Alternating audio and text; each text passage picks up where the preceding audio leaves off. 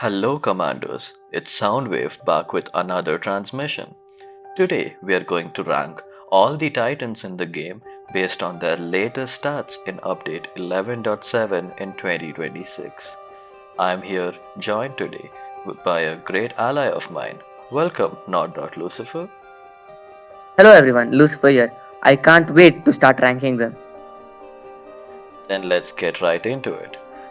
Before that, I would like to provide a disclaimer to our viewers since these rankings are based on our own personal opinions and what we have observed in the game. You might have different opinions, which we would love to know more about in the comments below. So, Soundwave, do we start with the top or the lowest titans? Let's keep our viewers on the edge of their seats. Let's start with the lowest and work our way up. Great, let's go. So, Soundwave, which titan do you rank at number 22? Come on, we all know that the Titan Kid goes to 22. It has a very compromised firepower since its alpha weapon slot doesn't fire all the time. It only has a permanent 2 beta slots, and after the Titan modules got reworked, it just became irrelevant. Moving on, Lucifer. What Titan do you think goes at number 21? Well, at number 21 is the titan Arthur. Its alpha weapon is present throughout the match and its primary ability called Flanks Mode moves its two side protecting shields into the front to create a single large shield. However, this costs the Arthur 20% of its speed. Its secondary ability is called Blast Wave, which pushes robots within 100 meters away from the Titan and it inflicts damage. So, what's next then? I would place Aoming at 20, Sharanga at 19, and Nodens at 18. Oh, what's your thought process for those three? Aoming is the first flying titan in the game, but this titan does not have great flight speed. It flies very slowly, and it also has very low durability and low defense points. So, like the Nuo, if it's focused, it can be killed easily. And Sharanga's defense system is phase exile, so it can only deal with one or two enemies at once by forcing them into phase shift. It can get overwhelmed very easily, and after so many nerfs, the cooldown to use the ability is just too long, and the amount of time the phase exile lasts for is just too short. I see. Then what about Noodles? Isn't it a fan favorite? It sure is a fan favorite, as this is EvoLife's first titan, and it is the first support type titan. It's a very dynamic and fun titan, but its repulse ability has been nerfed too much. It is also quite slow and lacks defense points, so it cannot save itself if it's forced to brawl. I see, that's pretty convincing. So Lucifer, what is at 17, 16 and 15 then? Well, I would place Murmutes at 17, Sirius at 16, and Hamdall at 15. Murmutes is a tactical titan that flies up instead to attack. This ability is called as Hard Rain. It also activates its two built-in rocket launchers, and its secondary ability is called as EMP Blast. It can only be activated when Murmutes is locked on to an enemy target within a 500-meter range. Upon activation, and after a slight delay, the selected target will have an EMP status effect inflicted on them for 5 seconds. Now, outside the ability, Murmutes is really easy to kill. After the nerfs, its cooldown and the flight duration have been made much worse. Meanwhile, Sirius, a support titan, just cannot keep up with the new titan repair modules, so it's neither a good healer or a good attacker. Now its primary ability is called Remote Restore. The Titan shoots out a small turret. At the same time the turret is shot out, the Titan releases a repair pulse that heals 5 to 15% of the grey damage depending on the level of the Titan. The turret then heals for 15 seconds before returning to passive healing. The Sirius's secondary ability is called Remote Assault. The Titan shoots out a large turret which shoots acoustic or sonic type bullets that deal grey damage. The sonic bullets are shot out at a high rate of fire but have a low projectile speed. Hamdall, on the other hand, is a support titan that actually has decent defense and attack power. Its primary ability is named Shapeshift. This allows the Hamdall to switch between two modes, repair mode and attack mode. In repair mode, Hamdall moves at an increased speed and activates a repair nanobot generator that repairs the Titan and its allies within a 100-meter range.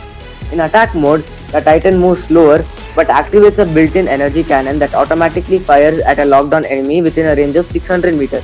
Hamdall's secondary ability is named Golden Horn. In repair mode, Golden Horn provides a 20% speed bonus to itself and nearby allies for 5 seconds. It also boosts repair for 4.5 seconds after a 0.5 seconds delay. In attack mode, Golden Horn activates an additional non-guided splash damage grenade launcher, which deals 75% suppression effect on the enemy for 5 seconds. The third ability of Hamdall is a passive ability called as Glorious Death. When destroyed, the Hamdall restores 10% grey damage and instantly heals all allies within a 100-meter range. Yep, the ranking of those three titans definitely makes sense. Well, what would you place above Hamdall, Soundwave?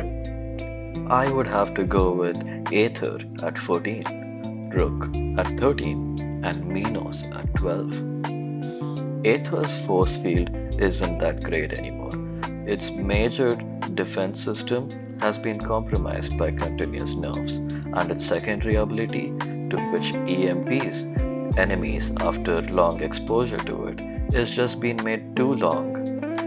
Rook's physical shields have been nerfed too much, their durability has been diminished greatly, and it no longer possesses the defensive abilities to fight other titans head on, while its secondary ability forces the Rook to dash to its enemies and fight them head on. But the beast, Minos, a tier 3 titan among tier 4s, is a legend. Its dot conversion and ability to push others away is great. Although its reflector doesn't reflect much damage back, it sure does block most of the incoming damage, making it a very lethal opponent.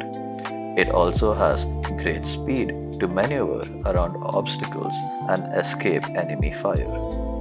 The only thing that it lacks is higher HP or higher firepower.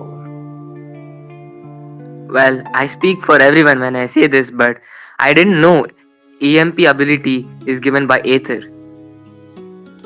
I have to agree with you there because it takes so long to apply, many people don't even know about it.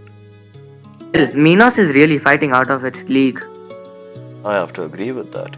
But what do you think places above Minos then? Well, I think above Minos at 11, it's the Titan Bjorn. I know it's a fairly new Titan, but EvoLife fumbled with this one. Its defense mechanism relies on defense points, which can be mitigated completely by Titan weapons. By the time you are able to deploy your own Bjorn, many of the opponents might have already deployed their own Titan, which makes it completely useless against Titan v Titan. But it is a really good Titan against normal bots.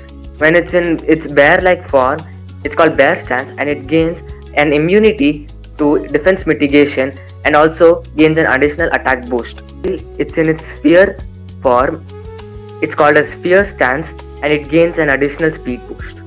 If Bjorn's only defense mechanism is defense points, which can be mitigated completely by other Titan weapons, why is it in the first place even this high up on the list? Yeah, what you say is correct, but it does make it up with its insane health and a Titan Last Stand, which lasts for 10 seconds, redeeming itself enough for 11th place. Now, enough of info about this Titan. What do you place above Bjorn? I would have to go for Indra on 10, Bedweir on 9, Devourer on 8, and Luchador on 7. I see that there are some older Titans also high up in this list. Why is that? This is an interesting observation I have made, a pattern that I've noticed with Pixonic these days. When they release new titans, they are nerfed heavily on just their first rebalance. Just look at Atlas. This is why older titans like Indra and Luchador can rise up. Indra is a fan favorite that can force enemies to brawl and not hide using its secondary ability. Its primary ability is Phase Shift, which it uses as its major defense system. If timed correctly, you can easily evade enemy counteractions with it. Bedweir, on the other hand, is a very impressive titan. It has a very good absorber shield, which extends for 230 degrees in front of it and lasts for a very healthy amount, around 20 seconds if you use it with Violet. And it also has a very healthy cooldown, paired with its dual taunt ability, which forces the enemy it's taunted to only fire at the barrier and also increase damage due to death mark. It is a very formidable opponent, but the reason it is not higher on the list is because outside of its shield ability, the barrier is pretty weak and can be killed soon. What about Devourer? It's my current titan. Devourer has been done a great injustice by Pixonic. Just on its first nerf cycle, it has been nerfed heavily. Its primary ability, Essence Shift, allows it to link with an enemy robot, steal its defense points, health, and attack power, but along with it can also make itself immune to mitigation from that enemy. If linked to a titan, the enemy titan can no more mitigate you and you become much more stronger. On just the first rebalance for the Devourer, they not reduced it but completely removed its ability to become immune to mitigation. This made it from a brawler into a sniper that would wait in stealth to fire. Meanwhile, Luchador, just like Minos, has a great reflector. And when I mean it has a great reflector, I mean that it has the ability to block most of the damage, but it still can't reflect as much. It also has great mobility like Minos. Using its ability Frog Splash, it can jump up to 350 meters. But the reason it places so much more higher than the Minos is because of two simple things. One, it has a lot more firepower than the Minos, and two, it is a lot more defensive than Minos. Well, that's about right. Pixonic does nerf new titans very heavily. We now have the snipers. I'm going to talk about Newton, which is at 6, and Eiffel at 5. These titans have a massive amount of firepower and good evasive maneuvers. Newton can arrest your motion by lifting you up and bringing you out of cover. This is called choke. Now, the secondary ability of Newton is called long shot, which shoots out a energy based weapon which deals around 42 to 65,000 damage. Now its inbuilt weapon is been nerfed by a lot, therefore it isn't really useful right now. Now on to the next one. At 5 we have Eiffel. Eiffel can dash away to stay out of a brawler's reach. Now this ability is called Debut. This is the secondary ability of Eiffel. The Titan dashes in the direction its legs are facing. It also gains a speed boost for 3 seconds before the ability enters a 7-second cooldown. Its primary ability is called Cannoneer. The Titan rises up into the air and hovers for 8 seconds. During this ability, the Titan summons 2 additional alpha weapons which can deal 45% more damage. I see, these two are very formidable snipers. They deserve to be high up here. Well, Soundwave, what do you think places above Eiffel? I think Bersaglier, the mother of all snipers, should place at 4th place. I see. Why is that? The reason Bersaglier places higher than Eiffel and Newton, despite having lesser firepower, is due to two major mechanisms. First is its inbuilt Bersaglier's bow. I know it has been nerfed a lot and its fire rate has been decreased, but it still inflicts a great deal of corrosion, multiplying the weapon damage. Second is its pilot's ability to give Bersaglier stealth and shield breaker. This allows Bersaglier to escape brawling titans if forced to fight in a close combat scenario, you pairing its jump with the stealth and evading brawling titans, while the shield breaker allows it to deal with titans like Atlas and Bedwear. Ah, I see. That makes sense to me. So let's move on to the top 3 titans. Yep, let's go. The top 3. At third, we have Atlas by Evoline. This is a formidable beast that can be effectively countered with a shield-breaking Bersaglier. Otherwise, when it was meta, it was unfaced, but in 11.7, it has been massively nerfed. Primary ability, called Permanent Burden, creates an AoE field which levitates enemies and applies EMP. And upon expiring, it also forcefully slams all levitated enemies to the ground, dealing damage to them. Secondary ability called Ascension thrusts the robot into the air and creates a frontal absorber shield, which is temporary. This shield, when received damage, can heal the Titan for a certain durability. And now onto its passive ability, which creates 2 side-mounted absorber shields. And now these shields, when received damage, heal the Titan as well as increase the health of the Titan. Now that's it for Atlas. Now on to number 2.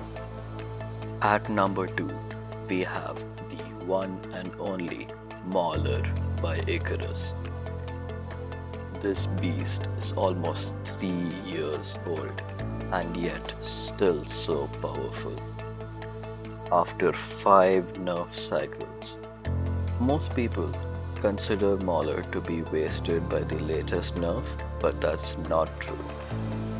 You see, the latest nerf was actually a rebalance by Pixonic.